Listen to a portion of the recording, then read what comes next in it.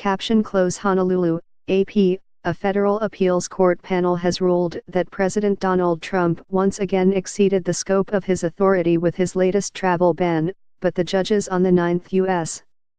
Circuit Court of Appeals put their decision on hold pending review by the U.S.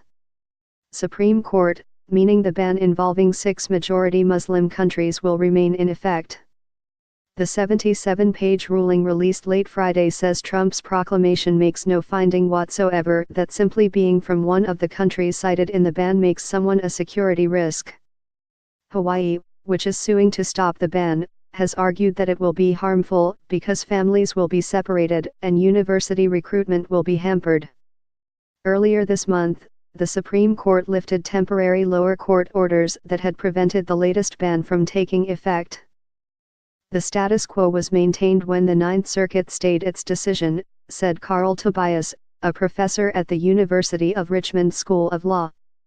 The ruling was unusual, but it's a unique case, he said, noting the Supreme Court has not set argument dates because it has not yet decided to grant an appeal.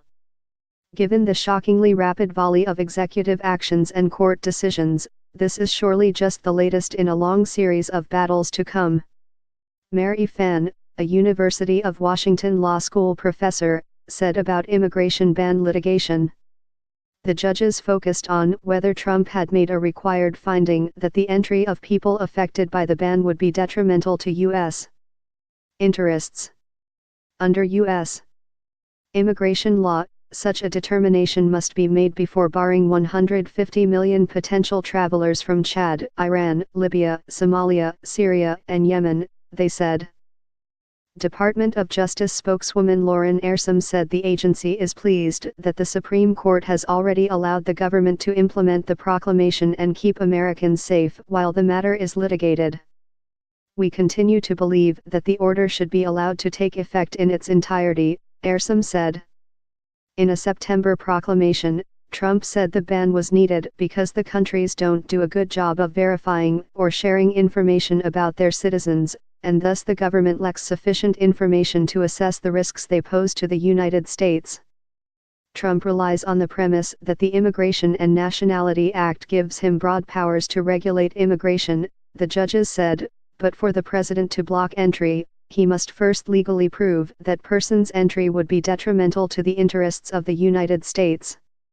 National security alone is not a talismanic incantation that once invoked, can support any and all exercise of executive power under immigration law, the decision said.